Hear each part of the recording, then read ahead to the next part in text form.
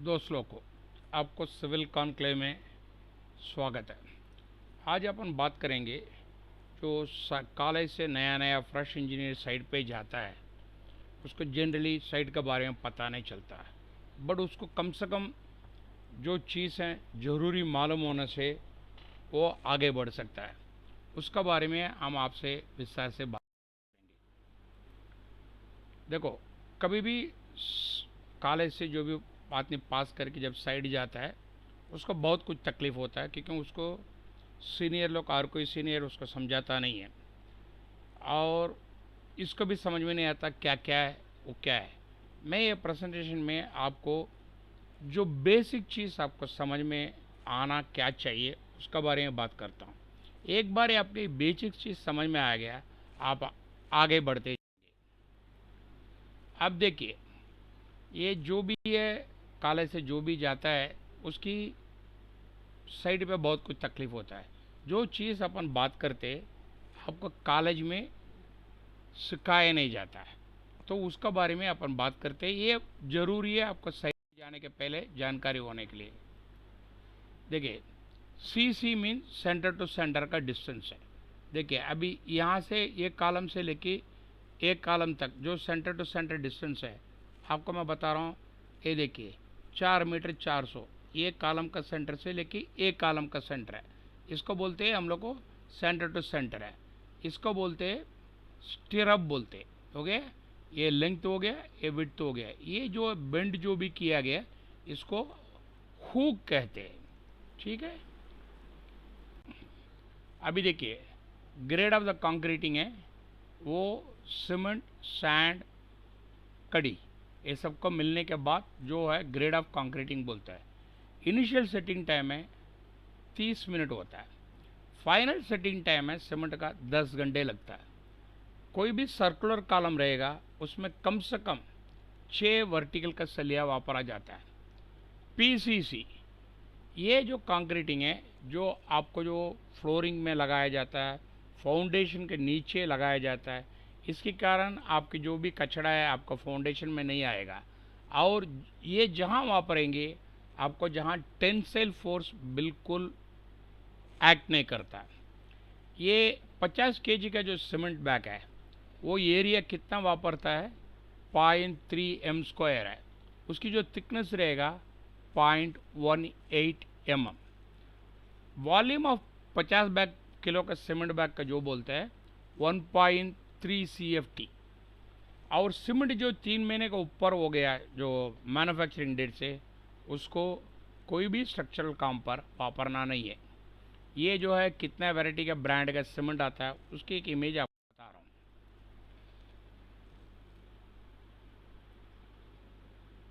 अभी सीमेंट को क्या क्या टेस्टिंग होता है, पहले तो इनिशियल सेटिंग टाइम है वो 30 मिनट कम से कम होना चाहिए। फाइनल सेटिंग टाइम है कम से कम 10 घंटे होना चाहिए। कंक्रीटिंग है, आपको ऊपर का 1 मीटर को ऊपर से फेंकना नहीं है। वो फेंकने से क्या होता है, कड़ी का वजन ज़्यादा रहता है, वो पहले आ जाता है। उसका बाद रेती सीमेंट का रेशियो आता है, वो इससे क्या होता है कड़ी और रेती सीमेंट सेग्रीगेट हो जाता है। उसके लिए आपको हनी कॉम्बिंग दिखेगा। ओके, जो रेती में 5% से मॉइस्चर कंटेंट ज़्यादा रहेगा उसको आपको कंक्रीटिंग में वापरना ही नहीं है। एक क्यूबिक जो कंक्रीटिंग क्यूब टेस्ट है, हर कोई 30 क्यूबिक मीटर कंक्रीटिंग जब बनाते हो आपको साइड में आते हैं उसके पीछे एक 3 सेट का क्यूब बनाना, उसका टेस्ट करना बहुत ज़रूरी है। जहाँ जहाँ आजकल जैसा बम्बई जैसा सिटी में जगह नहीं मिलता है, वहाँ इन लोग के लिए वो क्या करते हैं रेडीमिक्स प्लांट से कंक्रीटिंग मंगाते हैं। ओके, ये जो हाँ ज़्यादा कंक्रीटिंग ज़्यादा वॉल्यूम हो जाएगा, समझो 100 क्यूबिक मीटर 150 क्यूबिक मीटर, वहाँ हम लोग को रेडीमिक्स कंक्रीटिंग वापरते हैं। ये देखिए कि रेडीमिक्स कंक्रीटिंग कैसा प्लांट से आता है, कैसा इसका यूज़ किया जाता है, उसकी मैं दिखा रहा हूँ। अभी जैसा आप कंक्रीटिंग में पानी ज़्यादा डालोगी उसका कारण कंक्रीटिंग का स्ट्रेंथ कम होता है और हनीकॉम्बिंग भी ज़्यादा होता है। जनरली हम लोग क्या कहते हैं, 1 लीटर पानी ऐड करने से आपको कंक्रीटिंग मिक्स में 15 kg/cm² है, उसकी स्ट्रेंथ रिड्यूस हो जाता है। जैसे डैम प्रूफ कोर्स है जो बोलता है, उसका थिकनेस है 2.5 सेंटीमीटर के नीचे नहीं रहने का। ओके। ये जो कंक्रीटिंग एक बार सेट हो जाएगा वो पानी आपको अंदर आने के लिए रोक देता है, इसको इम्परमेबिलिटी ऑफ कंक्रीटिंग बोलते हैं। कंक्रीटिंग जो कंक्रीटिंग पंप लगा के जहाँ भी कंक्रीटिंग करते हैं उसको आपको 50 मीटर तक यूज़ कर सकता है। कंक्रीटिंग का जो क्यूरिंग पीरियड है 28 दिन होता है। थर्मल एक्सपेंशन कोएफिशिएंट क्या होता है, 12 इंटू 10⁻6 डिग्री सेंटीग्रेड है, ये होता है उसका थर्मल एक्सपेंशन कोएफिशिएंट है। M20 के जो कंक्रीट है वो जनरली स्लैब में वापरा जाता है। अभी स्लम्प है, IS 456 क्या बोलता है, जहाँ सलिया कम रहता है, लाइटली रेनफोर्समेंट 25 से 75 mm। ज़्यादा रेनफोर्समेंट जो जाड़ा जो हेवी रहता है 75 से लेकर 100 mm। ट्रेंच में कहाँ फिल होता है 100 से 150 mm है। ओके, ये जहाँ ट्रमी गिम्मी जो लगाते वहाँ आपको वाइब्रेटर वापरने की ज़रूरत नहीं पड़ता है। ये देखिए स्लम का एक दिया हूँ, ये जो पहले वाला इमेज है ये कोलैप्स स्लम है। ओके, इसको बोलते हैं शेयर टाइप स्लम है, ये है ट्रू स्लम्प है। ऐसा ही आपको स्लैब चेक करते हुए ये रहना है। अभी देखिए कंस्ट्रक्शन जॉइंट्स में कैसा होता है, ये देखिए रेनफोर्स फुटिंग में मैक्सिमम स्लम्प होना 3 इंचेस है, इसमें एक है। प्लेन फुटिंग में 3 इंचेस है, मिनिमम स्लम्प है 1 इंचेस है। स्लैब बीम रेनफोर्समेंट में 4 और 1 है। बिल्डिंग के कॉलम में 4 और 1 होना है। ये है आपका मैक्सिमम स्लम्प, मिनिमम स्लम्प कितना होना है इसके बारे में आपको डिटेल बता। अब देखिए क्यूरिंग डेज है, अभी सुपर सल्फेट सीमेंट वापरेगा आपको 7 दिन क्यूरना पड़ेगा।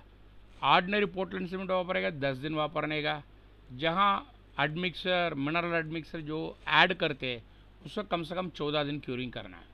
ये रहा कैसा क्यूरिंग करते हैं कॉलम गिलम का, ये सब कुछ इमेज दिखा रहा हूँ। अभी आ रहे हैं अपन क्यूब टेस्ट में। अभी 1 से 5 क्यूबिक मीटर होगा 1 नंग निकालो, 6 से 15 हो गया 2 नंग, 16 से 30 होगा तो 3 नंग, 30 से लेके 50 से 4 नंग है। इसका मतलब क्या होता है, 4 नंग मतलब 4 सेट ऑफ क्यूब, मतलब 12 क्यूबिक मीटर है। अभी समझो 50 क्यूबिक मीटर का ऊपर होता है, आपको और कोई 50 क्यूबिक मीटर के लिए और एक सेट निकालना पड़ेगा। जैसा ये जो आपको क्यूब का टेस्ट कैसा निकालना है, सैंपल कैसा निकालना है, ये आपको बता दिया हूँ। अभी हुक लेंथ है, जो रेनफोर्समेंट में जो हुक लेंथ रहता है वो 9D से कम नहीं रहने का है। ये देखिए आपको मैं बता रहा हूँ, हुक लेंथ हम किसको दिखाते हैं, इसको कहते हैं हम लोग को हुक लेंथ है। ये 9D से कम नहीं रहना है, ठीक है। अभी जो सलिया फैक्ट्री से बन किया आता है ज़्यादा से करके 12 मीटर का लंबाई का आएगा। थियोडोलाइट में लीस्ट काउंट 20 सेकंड होता है, जहाँ काम्पस में वो 30 सेकंड होता है, 30 मिनट होता है। कैंटिलीवर बीम मतलब क्या होता है, जो बीम है बिल्डिंग से बाहर प्रोजेक्ट होता है, वो एक साइड में आपको फिक्स्ड कॉलम फिक्स स्लैब में अटैच होता है, ठीक है। सिंपली सपोर्टेड बीम मतलब दोनों तरफ से आपका कॉलम नहीं तो बीम रहेगा, समझा। कैंटिलीवर में आपको एक साइड अटैच होगा, सिंपली सपोर्टेड बीम में दोनों साइड अटैच होगा। ये देखिए आपको कैंटिलीवर स्लैब का बीम का मैंने एक ड्राइंग दिखा रहा हूँ। अब देखिए एक साइड है, अभी हुक लेंथ है 9 डाया से आपका फिक्स हो गया, एक साइड मतलब प्रोजेक्शन हो रहा है, जितना भी डाया का बार है समझो 8 mm है 72 mm को हुक लेंथ होना, 10 mm है 90 mm को होना, ऐसा कैलकुलेट करना है।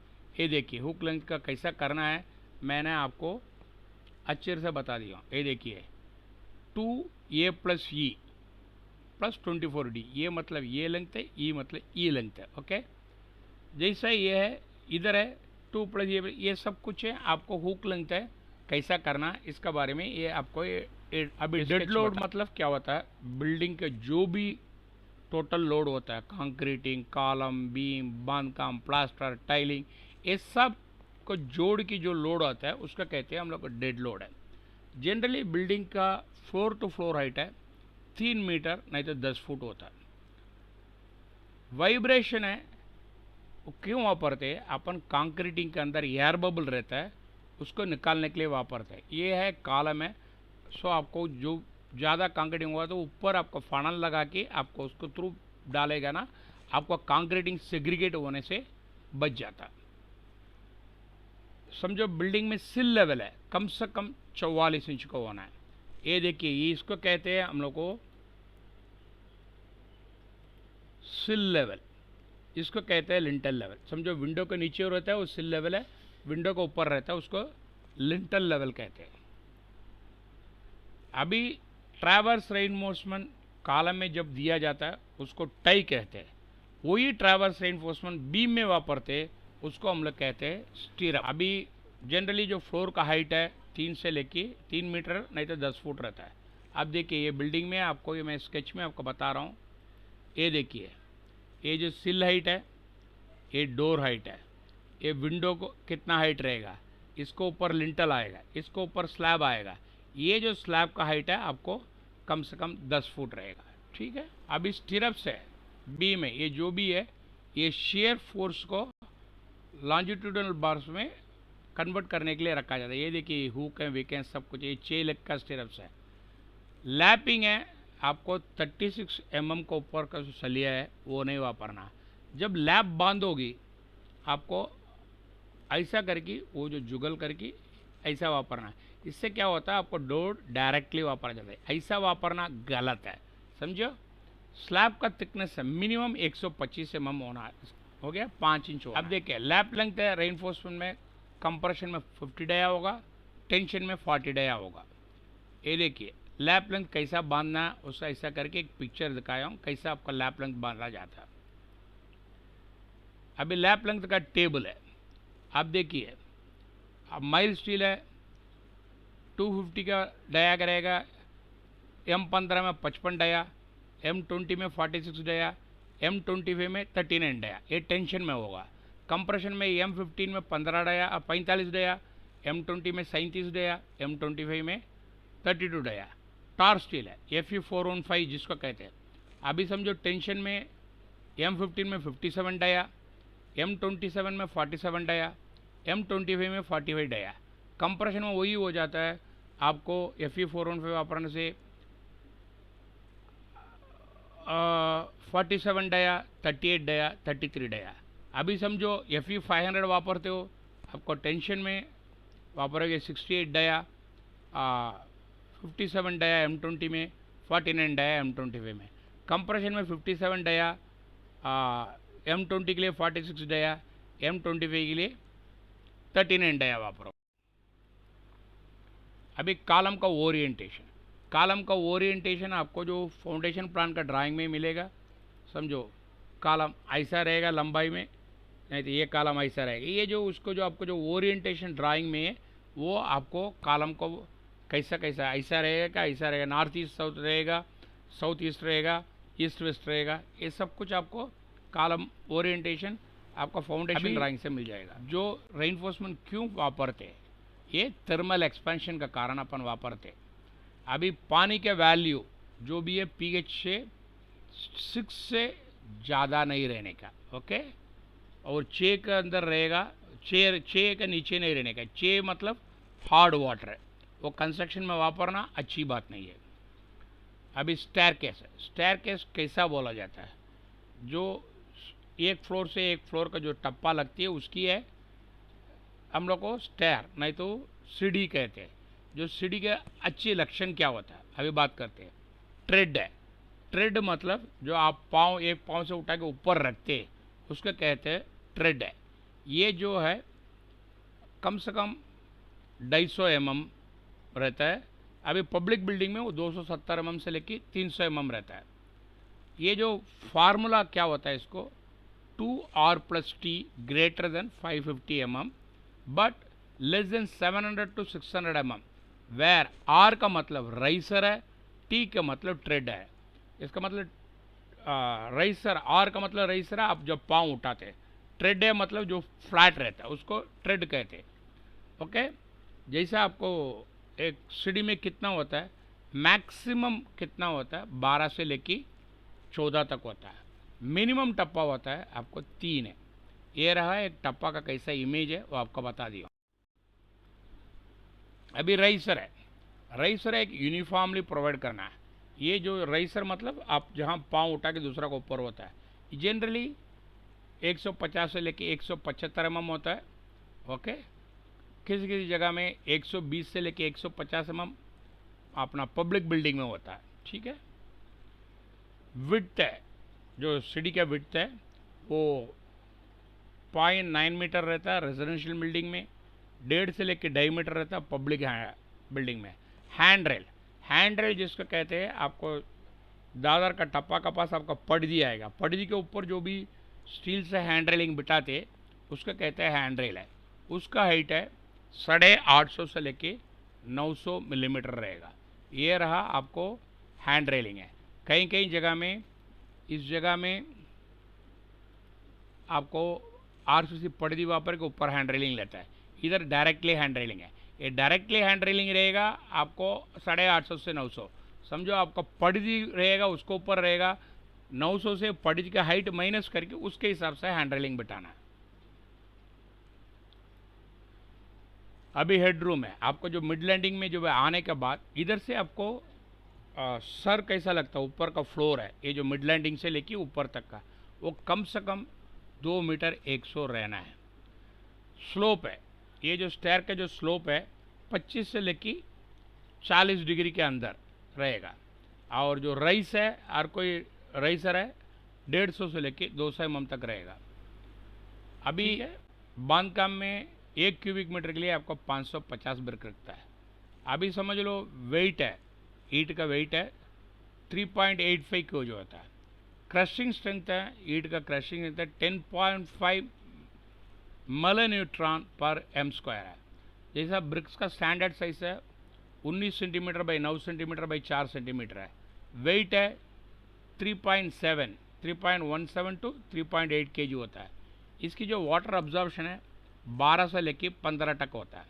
कंप्रेसिव स्ट्रेंथ होता है 36 किलो न्यूट्रॉन पर सेंटीमीटर स्क्वायर है। 230 mm वाल में आपको 460 ब्रिक लगेगा, 20 CFT रेती लगेगा और 66 kg सीमेंट लगेगा। ये रहा आपको एक ब्रिक का इमेज दिखा, ये कैसा बांधकाम करता है उसके इमेज है, कैसा आप सांधा नीचे भरता है और ग्रूव्स कैसा स्टेगर्ड ग्रूव देना उसके इमेज है। अभी बिल्डिंग मटेरियल के लिए क्या क्या टेस्ट हैं, पहले तो सॉइल टेस्ट होता है, कोर कटर होता है सॉइल टेस्ट में, कॉम्पैक्शन टेस्ट होता है, सैंड रिप्लेसमेंट टेस्ट होता है, कंसोलिडेशन टेस्ट होता है। कंक्रीटिंग में क्या होता है, स्लम टेस्ट है, कंप्रेशन टेस्ट है, स्प्लिट टेंसिल टेस्ट है, एक बाकी सब कुछ होता है। अब देखिए स्लम का इमेज दिखाया हूँ आपको, कैसा कैसा स्लम को चेक करता है, इसके बारे में पहले ही बता दिया हूँ। ये रहा आपको कंक्रीटिंग क्यूब टेस्ट कैसा करते हैं, ये क्यूब बीच में रख के क्रशिंग करते, उसके बाद आपको जैसा क्रैक होता है उसको अपन लोग को कंक्रीटिंग का स्ट्रेंथ वैल्यू पकड़ते हैं। बिटुमेन में क्या होता है, ductility test, softening point test, gravity test, penetration test, ये सब होता है। ये जो अपना बिटुमेन का टेस्ट करने के लिए ये इक्विपमेंट वापरते हैं। अभी जो सलिया का लेंथ है, अपन वेट कैसा पकड़ते हैं, d²/162। डी मतलब डाई ऑफ द बार है। अभी समझ लो डाई ऑफ द बार है आपको 10 है, इसका मतलब d² हो गया 10 × 100, 100 हो गया। 100 डिवाइडेड बाई 0.162 वो होता है आपको 0.39 है। सो ऐसे अपन लोग को जनरली फार्मूला से कैलकुलेट करता है। एक बांधकाम का इसमें आपको 550 लगता है। स्पेसिफिक ग्रेविटी है, सीमेंट का 3.16 kg पर ग्राम्स पर सेंटीमीटर का है, ब्रिक्स का 2 ग्राम्स पर सेंटीमीटर क्यूब, सैंड का 2.65 पर सेंटीमीटर क्यूब। सो ब्रिक्स का जनरल साइज होता है 19/9/4 सेंटीमीटर है। जब जो फ्लोर एरिया जो भी आपको सीमेंट जब भी आपको वापरेगा, सीमेंट प्लेन सीमेंट वापरोगी, वो 0.3 स्क्वायर मीटर जगह पकड़ेगा और 18 mm का थिकनेस है। अभी समझ लो IS 456 है, ये जो सीर है इसके हिसाब से स्लैब का थिकनेस में 1/8 एरिया से ज़्यादा स्टील वापरना नहीं है। 456 है, इसका मतलब code of practice for plain and reinforcement concreting. 800/2000 है, स्टील कंस्ट्रक्शन का वापरते। स्लोप ऑफ द पिच जो स्टेयर का जो होता है 25 से लेकर 40 डिग्री, राइसर है 150 से लेकर 200 mm, हुक लेंथ है 9 डाया से कम नहीं। अभी unit weight of PCC 24 kilo neutron पर एम क्यूब, आरसीसी है 25 किलो न्यूट्रॉन पर एम क्यूब, स्टील है 7850 केजी पर एम क्यूब। वॉल्यूम है एक सीमेंट बैग का होता है 50 किलो, उसका मतलब 1.25 CFT। TMT का मतलब थर्मो मैकेनिकली ट्रीटेड बार। स्लम्प वैल्यू कंक्रीटिंग जो अलग अलग कंक्रीटिंग के लिए अलग अलग होता है। ये जो कॉलम रिटेनिंग वाल में 75 से 150 mm, बीम स्लैब से 50 से 100 mm, पेवमेंट में 20 से 30 mm, ब्रिज में 30 से 75 mm, वाइब्रेटेड कंक्रीटिंग में 12 से 25 mm, मास कंस्ट्रक्शन में 25 से लेकर 50 mm। अभी क्लियर कवर रेइनफोर्समेंट का कितना होता है? फुटिंग का 50 mm, रफ फाउंडेशन का टॉप में 50 mm, बॉटम और साइड में 75 mm, बीम में 50 mm है, ग्रेड स्लैब में 20 mm है, कॉलम में 40 mm है, शेयर वॉल में 25 mm है, बीम में 25 mm है, स्लैब में 15 mm है, फ्लैट स्लैब में 20 mm है, स्टेयर केस में 15 mm है, रिटेनिंग वॉल में 20 से लेके 25 mm। ये रहा जैसा कवर देना करके आपको मैं इमेज में आपको दिखा दिया कवर कहाँ से कैसा लगता है। वाटर रिटेनिंग स्ट्रक्चर में 20 से लेके 30 mm तक होता है। वेट ऑफ द रॉड है, आपको पहले से रूल बता दिया हूँ, फिर भी आपको बताता हूँ। समझो 6 mm है 0.222 kg होता है, 8 mm में 0.395 है, 10 mm में 0.616 है, 12 mm में 0.888 है, 16 mm में 1.578 है, 20 mm में 2.466 है, 25 mm में 3.853, 32 mm 6.313, 40 mm में 9.865 पर रनिंग मीटर होता है। अभी यूनिट वेट है डिफरेंट मटेरियल का। कंक्रीटिंग है 25 किलो न्यूट्रॉन पर mm², है।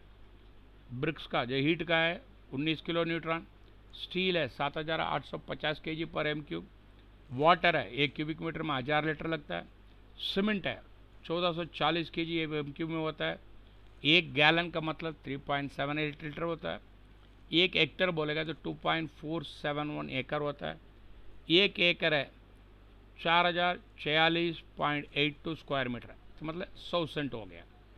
अभी डेवलपमेंट लेंथ है, कंप्रेशन में 38 डुआ है, टेंशन में 47 एंड 60 डाया है।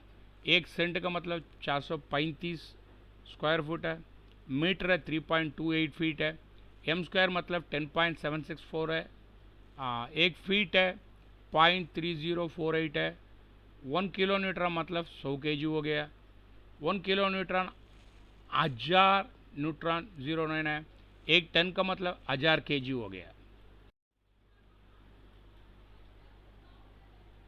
मैं समझता हूँ ये प्रेजेंटेशन आपको अच्छी तरह से एक्सप्लेन किया गया।